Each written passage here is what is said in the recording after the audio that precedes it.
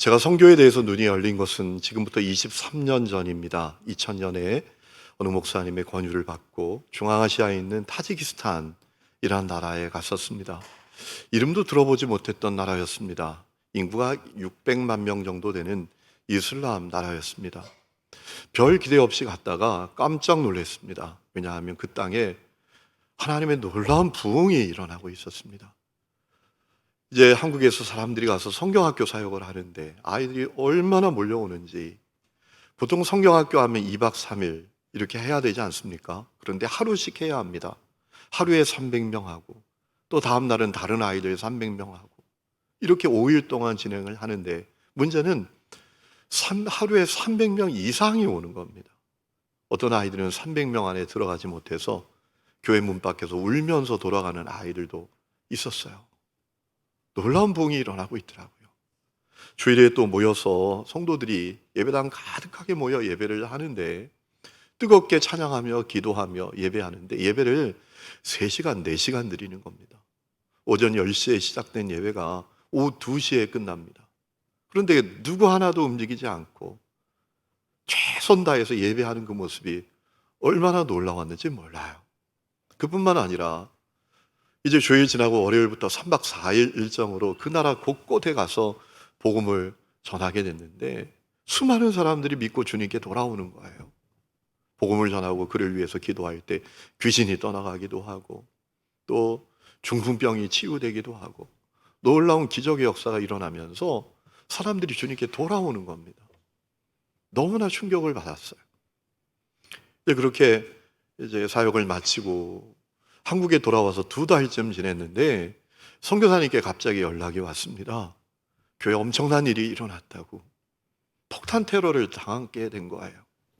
예배 시간에 이슬람 테러리스트가 예배자로 가장해서 예배당에 들어왔다가 폭탄 가방을 놓고 나갔습니다. 그게 예배 중간에 터졌어요. 그 주변에 있던 10명의 사람들이 순교했습니다. 그리고 수많은 사람들이 다쳤어요. 저는 그때 얼마나 큰 충격을 받았는지 몰라요. 여러분, 2000년입니다. 아니, 지금 이 시대에도 예수를 믿는다는 이유 때문에 순교를 당하는 사람들이 있단 말인가? 예수를 믿는다는 그 이유 하나만으로 죽임을 당하는 사람들이 있단 말인가? 제 자신이 얼마나 안일했나라는 생각을 하게 됐어요. 그저 제 관심은 내가 사는 지역, 우리 가정, 우리 교회, 그것이 나아지고 부흥되는 것이 제 마음이었으니까. 얼마나 내가 영적으로 안일했었나 라는 생각을 하게 됐었어요. 여러분, 사실 그것은 주님의 제자들의 문제이기도 했습니다. 여러분, 부활하신 예수님께서 제자들과 40일 동안 계시면서 2가지 부탁하셨습니다. 첫 번째, 성령 세례 받아야 된다. 두 번째, 예루살렘, 온 유대, 사마리아 땅 끝까지 이르러 내 증인이 되어야 한다.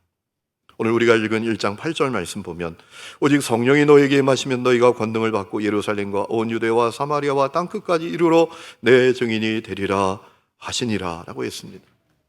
주님의 증인 되어야 한다 라고 하셨어요.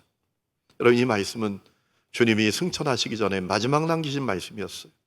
오늘 9절 말씀을 보면 예수님 이 말씀하시고 제자들이 다 보는 데서 올리워 가셨다라고 했습니다. 그러니까 이 말씀은 주님이 남기신 마지막 말씀이에요. 여러분, 마지막 남기는 얘기가 얼마나 중요한 얘기입니까? 마지막 남기는 예미를 그저 필요 없는 얘기, 하나마나한 얘기, 유머하는 얘기, 한담하는 사람 보았습니까? 가장 중요한, 꼭 필요한 얘기 남기고 가는 것 아니겠습니까? 그런데 제자들은 이 주님의 말씀을 정확하게 이해하지 못했거나 아니면 오해했던 것 같습니다. 제자들은 십자가 복음 믿고 구원받는 것이 유대인들에게만 해당되는 것이거나, 그렇지 않으면 예루살렘, 그 다음에 온 유대, 그 다음에 사마리아, 그 다음에 땅끝, 이렇게 순차적으로 이루어지는 것이라고 잘못 오해했던 것 같습니다. 여러분, 예수님께서 승천하신 다음에 제자들이 성령 세례 받지 않습니까? 베드로가 성령 세례 받고 얼마나 그 마음이 확신과 뜨거움으로 가득했는지 사람들에게 복음을 전할 때 하루에 3,000명이 주님께 돌아왔습니다. 그들이 예루살렘 교회가 되었습니다. 그 교회가 날마다 부흥되었습니다. 사도행전 2장 47절에 이런 말씀이 있습니다. 주께서 구원받는 사람을 날마다 더하게 하시니라. 아멘. 저는 이 말씀이 우리 교회에 이루어지기를 축원합니다. 코로나 때문에 약해진 교회들 가운데 다시 일어날 수 있기를 축복합니다. 자, 그러자 제자들이 더 힘있게 복음을 증언했습니다. 회개와 기적과 치유의 역사가 일어났습니다. 예루살렘의 부흥은 점점 더 커지기 시작했습니다. 사도행전 5장 14절에도 사모되는 말씀이 있습니다. 믿고 주께로 나오는 자가 더 많으니 남녀의 큰 무리였더라 라고 했습니다. 그러자 주님의 제자들이 스데반 집사님을 포함한 7 집사님을 세우게 됩니다. 그러자 교회가 더 부흥하게 됐습니다. 사도행전 6장 7절에 이런 말씀이 있죠. 하나님의 말씀이 점점 왕성하여 예루살렘에 있는 제자의 수가 더 심히 많아지고 허다한 제사장의 무리도 이 도에 복종했다라는 겁니다. 자, 그러던 가운데 예루살렘 교회에 큰 위기가 찾아왔습니다. 스데반 집사님이 복음을 전하다가 순교당하고 교회에 엄청난 핍박이 일어났습니다. 그러자 어떻게 하죠? 예루살렘에 사도들만 있고 다른 사람들은 다 흩어지게 된 겁니다. 여러분, 안타깝게도 그런데 제자들은 이 일을 겪으면서도 주님의 말씀을 정확하게 깨닫지 못했던 것 같습니다. 주님께서 제자들을 억지로 흩으셨던 겁니다. 그들이 자원하여 순종하여 흩어지지 아니하니까 박해를 통해서 흩어져 버렸던 거예요. 제자들이 박해를 통해서 흩어졌던 것은 주님의 역사였던 것입니다. 그들이 스스로 순종하지 못하니 억지로 순종하게 된 거예요. 여러분, 이 비극이 여러분 가운데 일어나지 않기를 축원합니다. 교회 안에도 지혜로운 성도는 자원해서 순종합니다. 자발적으로 순종합니다. 그런데 어떤 성도들은 어려움을 당하고 문제가 생겨야 순종하게 됩니다. 여러분, 후자를 경계하십시오. 자원해서 순종하는 성도들이 되시기를 축원합니다. 이왕이면 그렇게 해야 하지 않겠습니까? 스데반의 순교로 흩어진 성도들이 사마리아에 가서 복음을 전했습니다. 거기 놀라운 부흥이 일어났습니다. 사도행전 8장 5절에 빌립이 사마리아 성에 내려가 그리스도를 백성에게 전파하니 무리가 빌립의 말도 듣고 행하는 표적도 보고 한 마음으로 그가 하는 말을 따르더라. 많은 사람에게 붙었던 더러운 귀신들이 크게 소리를 지르며 나가고 또 많은 중풍병자와 못 걷는 사람이 나으니 그 성에 큰 기쁨이 있더라. 아멘. 이것이 복음의 역사였어요. 기쁨이 없는 장소에 복음이 전해지니 기쁨이 그 지역에 찾아왔다라는 겁니다. 여러분, 이 사마리아에 일어난 부흥이 얼마나 놀라운 부흥이었는지 사도행전 8장 17절 말씀 보니까 베드로 요한이 사마리아에 일어난 부흥을 듣고 가서 그들에게 안수하니까 성령님이 강림하시게 되었다라고 했습니다. 문제는 그런 일을 보면서도 제자들은 그때까지도 주님의 마음을 분명하게 깨닫지 못했다라는 겁니다. 베드로를 보면 확실히 알 수 있습니다. 여러분, 이 당시 이스라엘은 로마의 통치를 받고 있지 않았습니까? 로마 군대가 주둔하던 곳은 가이사랴라는 지역이었습니다. 자, 거기 로마 군대 백부장 가운데 고넬리오라는 사람이 있었습니다. 그가 어떻게 하나님을 믿게 됐는지는 모르지만 그가 하나님을 경외하는 자가 되었습니다.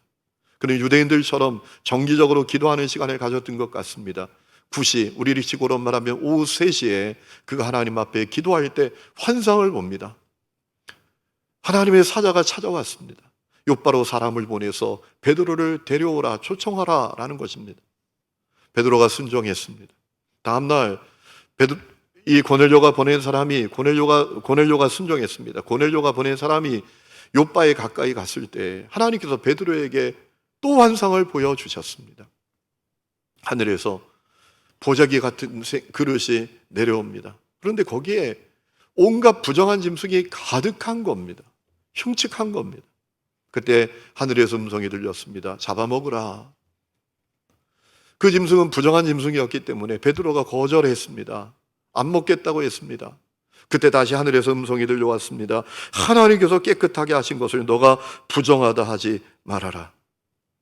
여러분, 그 환상은 베드로가 가졌던 마음의 상태를 그대로 알려주는 것이었습니다. 베드로는 자신들이 부정하다고 여기는 이방인, 그들이 구원받을 것이라고 상상조차 하지 못했던 것입니다. 여러분, 유대인들은 지금도 그러지 않습니까? 제가 한번 말씀드린 적이 있죠.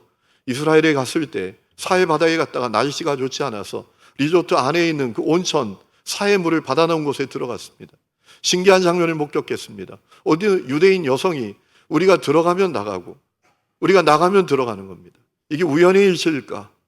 자세히 주목해 봤더니 계속 그러는 거예요. 이방인인 우리가 온천탕에 들어가면 그분이 나가고 나가면 그분이 들어오고 계속 그러더라고요. 왜 그럴까? 아, 우리를 부정하게 여기는구나. 여러분, 그것이 베드로의 마음이었습니다. 부정한 저 이방인이 구원받을 것이다? 이것은 베드로가 상상하지도 못했던 일이었습니다. 그것이 제자들이 예루살렘에만 머물러 있었던 이유이기도 했습니다. 여러분, 제자들은 하나님께서 이방인도 복음을 믿고 구원받게 하리라고는 상상조차 하지 못했던 것입니다. 그러나 베드로가 순종하여 성령의 인도를 따라 고넬료 집에 가서 복음을 전할 때 어떤 일이 일어났습니까? 거기에 놀라운 부흥이 일어났습니다. 사람들이 예수님을 믿고 그들에게 성령님이 강림하시게 되었습니다. 사도행전 10장 44절 보면 이렇게 되어 있습니다. 베드로가 이 말을 할 때 성령이 말씀 듣는 모든 사람에게 내려오시니 베드로와 함께 온 할례 받은 신자들이 이방인들에게도 성령 부어주심으로 말미암아 놀라니 이는 방언을 말하며 하나님을 높임을 들음이러라 라고 했습니다. 베드로가 순종하여 가서 복음을 전했더니 이방인인 그들이 복음을 믿을 뿐만 아니라 그들 가운데 강력한 성령의 임재가 있었다라는 거죠. 사람들은 그래서 이것을 이방인의 오순절이라고 부르는 그런 사건이라고도 하기도 하지요. 여러분, 이 사건은 십자가와 부활의 복음이 땅끝까지 전해지게 되는 결정적인 사건이 되었습니다. 사도행전 11장 말씀을 보면 베드로가 예루살렘 교회에 돌아가서 고넬료의 집에 일어난 일을 보고했더니 그들이 뭐라고 말합니까? 하나님께서 이방인도 구원받게 해주셨다고, 복음을 듣고 구원받게 해주셨다고 하나님께 영광을 돌리게 되었다라고 했어요. 그것은 뭘 말하죠? 그들의 눈이 열렸다라는 겁니다. 그들이 주님의 말씀을 온전히 깨닫게 되었다라는 겁니다. 이방인도 구원의 대상이구나. 이방인도 복음을 듣고 구원받아야 되는구나. 우리가 땅끝에 가야 되는 거구나 라는 사실을 비로소 깨닫게 되었다라는 겁니다. 여러분, 고넬료 집에 일어난 사건은 제자들의 눈이 열리는 사건이었습니다. 그들이 가졌던 선입관, 교만이 다 산산이 깨어지는 사건이었다라는 겁니다. 여러분, 그런데 안타깝게도 오늘 교회 안에 이 주님의 제자들과 같은 사람들이 많습니다. 제가 선교제에 다녀와서 마음이 뜨거워져서 청년들에게 선교의 열정을 불어넣었습니다. 그것이 청년들에게 옮겨갔습니다. 청년들의 마음에도 주님의 마음이 불타오르기 시작했습니다. 그래서 그 아이들이 선교비를 보내고 선교비를 마련하기 위해서 배지도 자발적으로 수집을 하고 음식도 만들어 팔고 물건도 만들어서 판매하고 주일날 구두도 닦고 막 이러기 시작하더라고요. 근데 그 아이들을 야단치는 사람들이 있었습니다. 야, 여기도 안 믿는 사람 많은데 뭘 거기까지 가서 복음 전하겠다 그러냐? 야, 왜 이렇게 교회를 시끄럽게 만드니? 이렇게 야단치는 분들이 있었어요. 야, 네 가족이나 구원해. 이렇게 말하는 성도들이 있었단 말이에요. 물론 그들의 말이 틀리지 않죠. 우리가 발을 딛고 이 땅에 아직도 믿지 않는 사람들이 있습니다. 믿지 않는 가족들도 있습니다. 그들에게 복음을 전해야 합니다. 그런데 주님의 마음은 그들에게도 복음을 전하고 동시에 땅끝에 있는 사람들에게도 복음을 전하기를 원하신다라는 것이에요. 여러분, 주님께서 너희가 성령 받고 권능 받게 되면 예루살렘, 온 유대, 사마리아 땅끝까지 이르러 내 증인 되어야 된다라는 말씀은 순차적인 개념의 말씀이 아니에요. 예루살렘 다 복음화되면 그 다음에 유대에 복음화시키고 유대 다 복음화되면 그 다음에 사마리아 복음화시키고 그리고 땅끝에 가고 이게 아니란 말입니다. 원문을 보면 문법적으로도 그런 표현이 아닙니다. 동시에 하는 겁니다. 여기에서도 한다면 거기에서도 하고 이곳에서 복음을 전한다면 그곳에서도 복음을 전해야 된다라는 말씀이에요. 여러분, 우리가 신앙생활하면서 분명히 가져야 될 확신이 있습니다.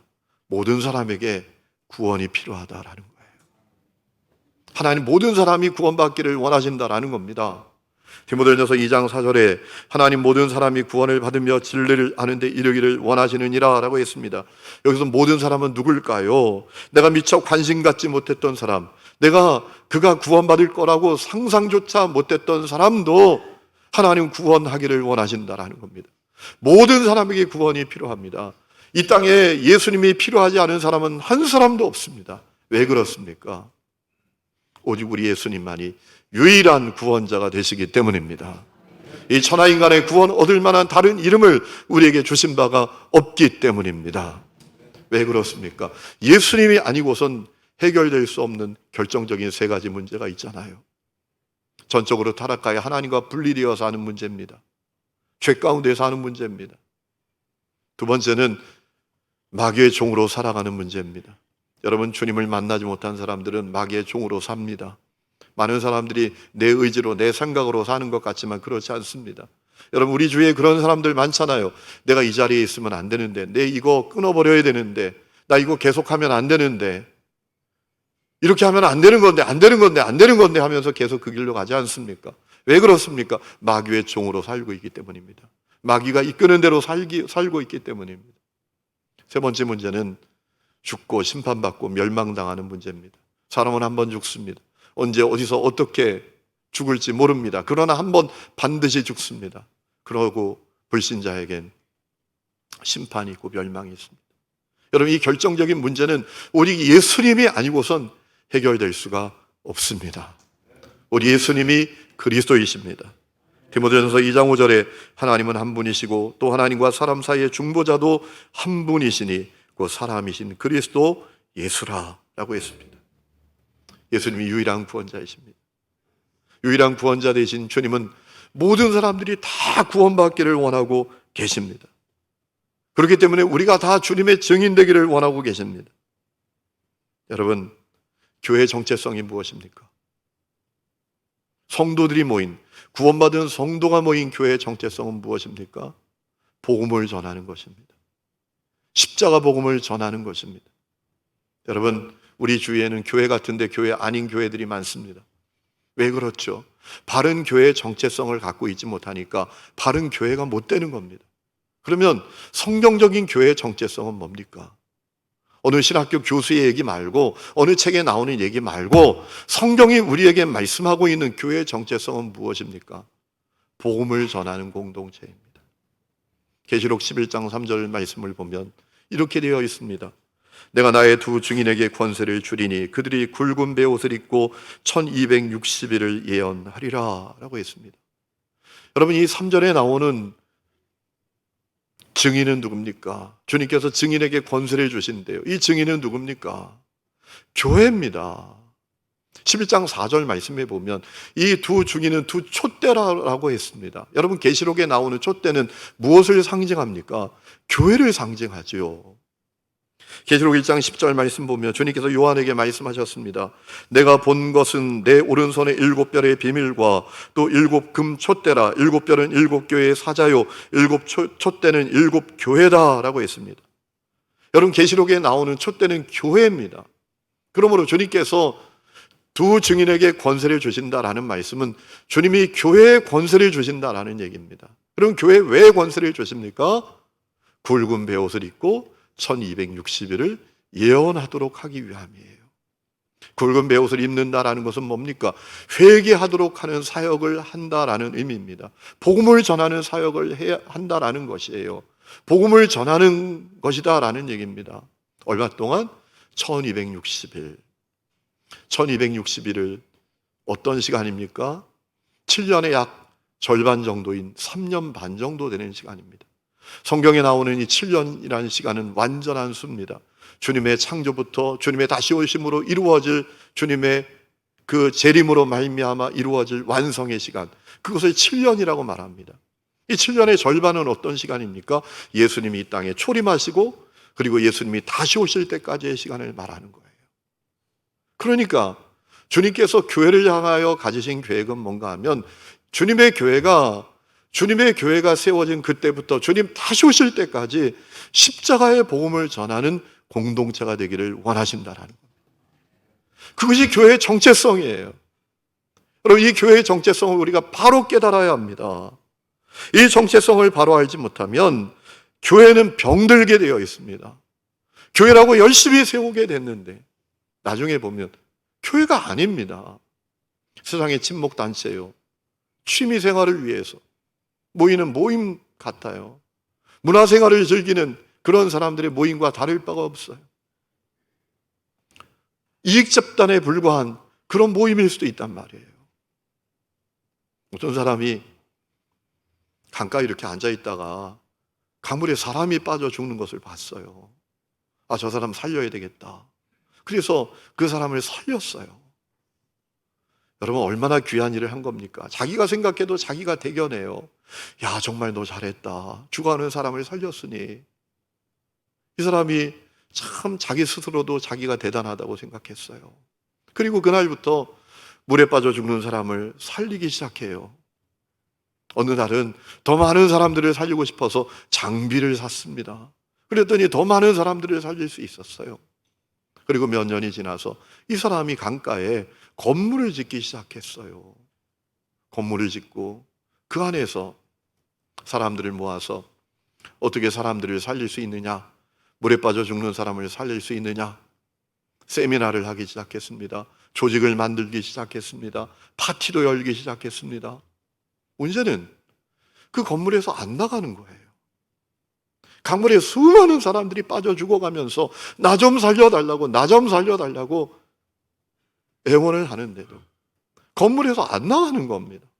그래서 건물 안에서 어떻게 하면 사람들이 더 살릴 수 있는지 세미나 열고 파티하고 음악회 열고 조직 만들고, 그 조직의 회장이 누가 되느냐, 그것 때문에 서로 알력 다툼하고 그러고 있는 거예요. 강물에 수많은 사람들이 빠져 죽어가면서 나 좀 살려달라고 몸부림치는데도 말이죠. 여러분, 이 이야기는 하워드 클라인벨이라는 신학자가 쓴 목회학이라는 책에 나오는 얘기입니다. 하워드 클라인벨이 이렇게 말합니다. 이것이 오늘 우리의 교회다. 이것이 오늘 우리의 교회다. 교회가 주님께서 주신 교회의 정체성을 잃어버렸다라는 거예요. 여러분, 교회의 정체성은 복음을 전하는 것입니다. 요한복음 10장 말씀을 보면 우리 예수님께서 나는 양을 위해서 목숨을 버린다라고 했습니다. 이 우리에 들지 아니한 다른 양들이 있는데 그들을 인도하여 한 우리의 한 목자에 있도록 하기 위해서 내가 양을 위해서 목숨을 버린다라고 했습니다. 여러분, 영혼 구원은 주님께서 당신의 생명까지 다 내어주신 일입니다. 교회의 정체성은 복음을 전하는 것입니다. 여러분, 그러므로 우리가 다 주님의 제자들처럼 주님의 증인 되어야 합니다. 아이도 청년도 어른도 다 주님의 증인 되어야 합니다. 여러분, 오늘 저녁 때 우리 16명 선교팀이 이집트로 갑니다. 왜 갑니까? 이유는 하나입니다. 교회의 정체성은 십자가 복음을 전하는 공동체이기 때문입니다. 우리가 다 주님의 증인이기 때문입니다. 그 이유 아니면 갈 일이 없습니다. 여러분, 주님, 우리도 다 주님의 증인 되기를 원하고 계세요. 여러분이 오늘 못 가도 여러분 주님의 증인입니다.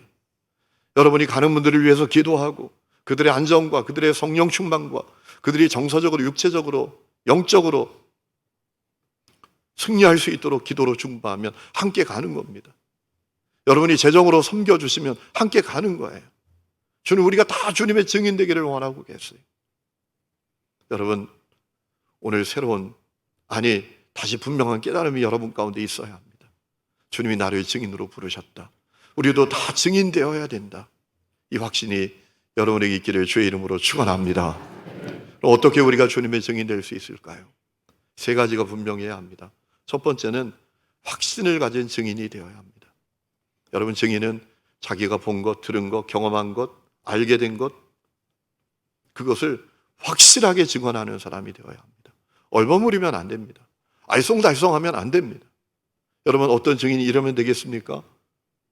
예수님이 어느 때는 그리스도인 것 같기도 하고 아닌 것 같기도 하고 하나님이 살아계신 것 같기도 하고 안 계신 것 같기도 하고, 여러분 이런 증인의 증언은 필요 없습니다. 그 증언은 사람들에게 인정받지 못합니다. 증인은 확신이 있어야 합니다. 오늘 여러분에게 확신이 있습니까? 하나님 살아계신다. 예수님은 나의 그리스도시다. 예수님은 나의 구원자이시다. 그분 안에 생명이 있고 행복이 있고 영생이 있다. 모든 인생의 답은 예수님에게서 얻을 수 있다. 여러분 이 확신이 여러분에게 있습니까? 확신이 있어야 합니다. 여러분 교회를 팔자라고 생각하고 다니면 안 됩니다. 그런 분들이 있다지 않습니까? 어떤 분에게 너 왜 이렇게 교회 열심히 다니니? 라고 물었더니 그렇게 대답했대. 몰라, 그냥 팔자야. 이런 사람은 증인될 수 없습니다. 여러분 그런 분들 많습니다. 오직 예수님이 유일한 구원자가 되신다는 확신이 여러분에게 있습니까? 그래야 증인될 수 있습니다. 시집가면 시집종교 믿어야 된다고 말하는 분이 그런 증인은 주님의 증인 될 수 없습니다. 그랬대잖아요. 어떤 분이 딸 결혼을 시키는데 와 모든 게 다 좋은데 하나가 문제야.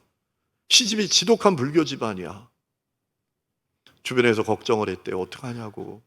딸을 그런 지독한 불교 집안에 시집 보내서 어떡하냐고 진심으로 걱정해 줬더니 그분이 화를 버럭 내면서 하는 얘기가 어떡하긴 어떻게 시집 가면 시집 종교 믿어야지 라고 했다지 않습니까? 그런 분들이 의외로 교회에 많습니다. 그래서 어떻게 주님 증인 될 수 있겠습니까?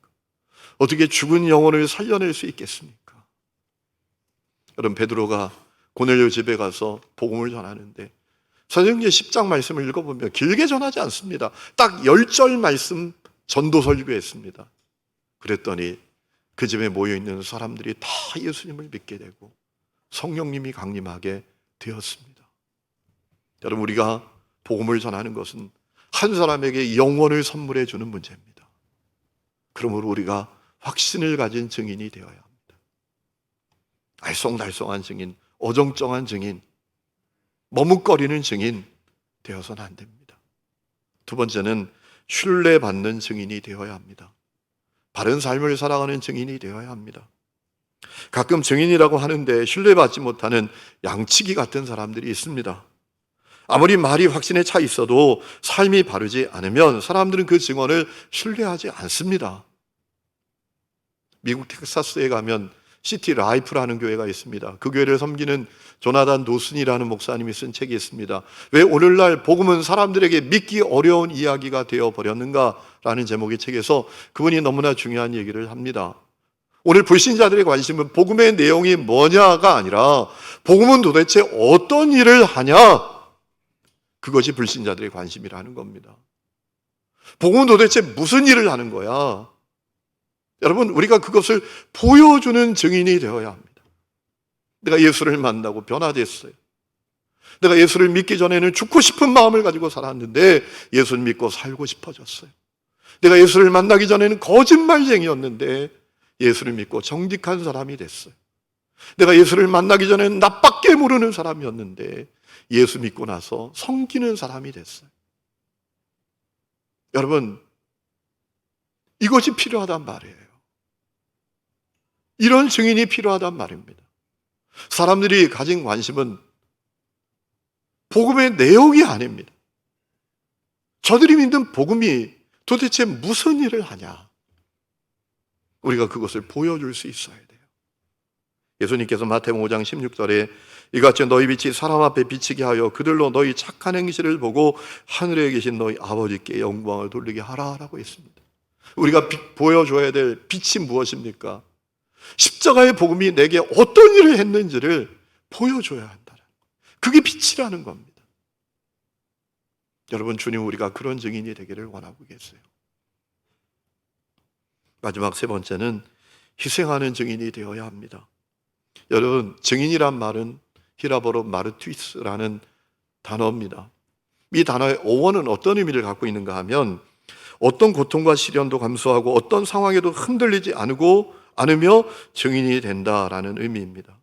기독교적으로 보면 순교도 감당하는 자라는 거죠.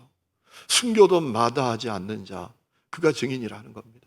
증언을 위해서 어떤 일도 감수할 수 있어요. 어떤 고난도 감수할 수 있어요. 어떤 희생도 감수할 수 있어요. 그가 증인이라는 겁니다.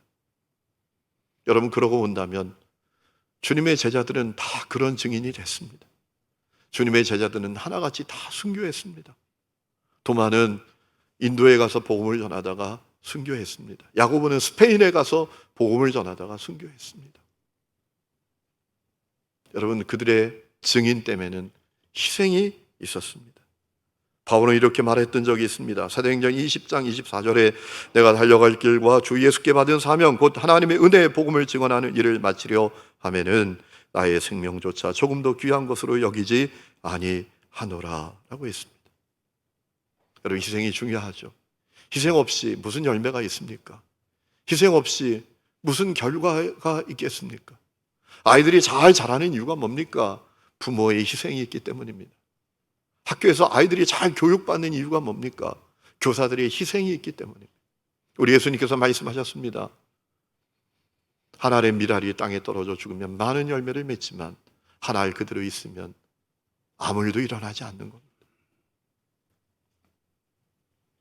여러분,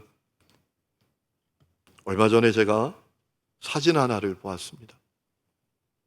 이 사진인데요, 언제적 사진 같습니까? 여러분 보실 때 언제적 사진 같습니까? 1910년 사진입니다. 1800년대가 아닙니다. 1910년에 서울에서 음식을 팔던 아이들이 찍힌 사진입니다. 대만의 칼럼니스트에 있는 쉬충 마오라는 사람이 소장하고 있던 사진입니다. 여러분, 1910년에 우리가 이러고 살았습니다. 비참하죠. 상상이 안 되죠. 100년 전에 이 나라가 저랬다고? 우리 아이들에게 이 사진 꼭 보여주셔야 합니다. 너무나 비참했습니다. 제가 이 사진을 보다가 그런 마음이 들었어요. 그때 이 땅에 와서 복음을 위해서 살았던 선교사들은 얼마나 희생했을까? 그들에게 얼마나 많은 희생이 있었을까? 여러분, 제가 뉴욕에 갔을 때 브리클린 브릿지라는 다리가 있습니다. 아주 큰 다리입니다. 이 다리가 언제 세워졌는지 아십니까? 장장 길이가 1.8km가 되는 다리입니다. 철제로 만든 다리입니다.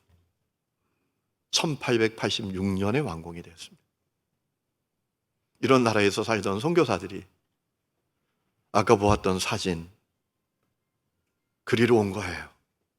그러니 그들이 얼마나 많은 것을 희생해야 했을까라는 마음이 들었습니다. 그 희생으로 인해서 우리가 복음을 듣게 되었고 구원을 받게 되었고 한국교회가 이만큼 되게 되었고 우리나라가 이만큼 될 수 있었습니다. 여러분, 증인은 희생을 필요로 합니다. 시간의 희생, 재정의 희생, 노력의 희생, 몸의 희생이 필요합니다. 여러분, 어떤 분은 시간이 그렇게 많은데도요, 일주일에 전도팀 나와서 1시간 하자는 걸 어려워합니다.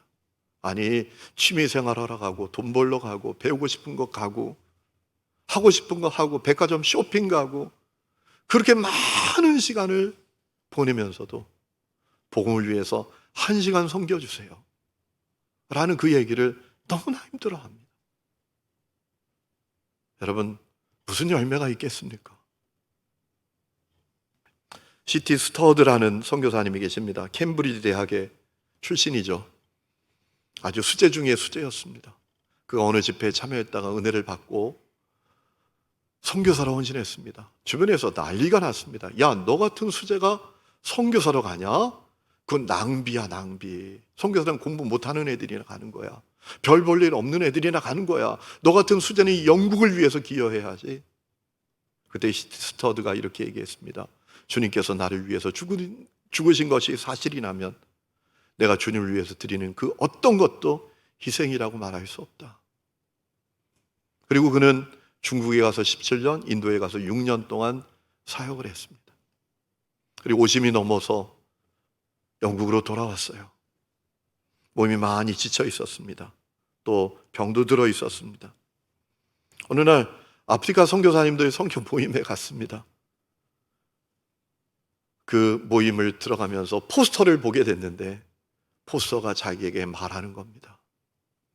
그 포스터에 이렇게 기록이 되어 있었습니다. 식인종이 선교사님을 기다리고 있습니다. 식인종이 선교사님을 기다리고 있습니다. 이 시트 스터드 선교사님은 그것이 주님의 부르심으로 들려지는 겁니다. 그래서 아프리카로 떠났습니다. 20년 동안 사역하고 하나님의 부름을 받았습니다. 그가 아프리카에서 사역하면서 만든 웩이라고 하는 선교단체가 있습니다. WEC라는 이 선교단체는 세계적인 선교단체가 되어서 전 세계적으로 18,000명이 넘는 선교사들을 파송하여 수많은 영혼을 구원하는 선교단체가 되었습니다. 희생이 답입니다. 여러분, 주님께서 오늘 우리 각 사람들을 증인으로 부르고 계십니다. 이 땅에서도 저 열방을 향해서도 증인으로 부르고 계십니다. 응답할 수 있기를 주의 이름으로 축원합니다. 우리 이 시간에 찬양 부르고 기도하는 시간에 갔습니다. 내 눈 주의 영광을 보내 찬양합니다. 가사를 생각하면서 찬양하겠습니다.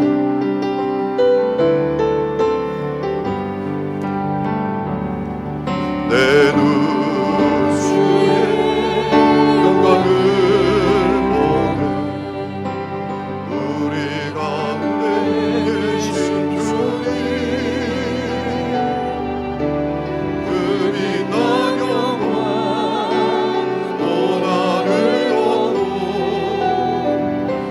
찬송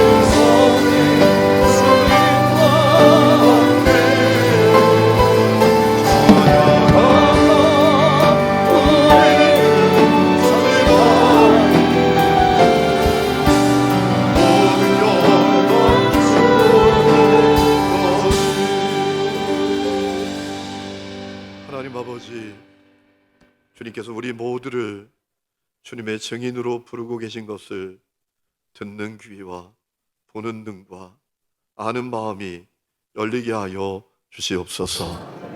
주님, 우리가 확신을 가진 증인이 되기를 원합니다. 예수님 나의 주, 나의 그리스도이신 것을 확신하게 하시고 이 세상 모든 사람에게 오직 주님만이 유일한 구원자가 되시는 것을 확신하는 하나님, 그 확신이 우리 가운데 열리게 하여 주옵소서. 신뢰받는 증인이 되기를 원합니다. 십자가의 복음이 내게 얼마나 놀라운 일을 행하셨는지를 하나님 보여주는 증인이 되기를 원합니다. 희생하는 증인이 되기를 원합니다. 우리의 시간을 희생하고 재정을 희생하고 몸을 희생하고 수고를 희생함으로 말미암아 지금도 죄와 저주 가운데 시들어가는 수많은 이 땅의 영혼들과 열방과 땅 끝에 있는 영혼들을 살리게 하여 주옵소서. 이제는 우리 주 예수 그리스도의 은혜와 하나님 아버지의 놀라운 사랑과 성령의 내주 동행하심이 예배하는 하늘음의 모든 성도들과 그 삶의 모든 부분들 위해 지금부터 영원토록 함께 계시기를 간절히 축원하옵나이다. 아멘.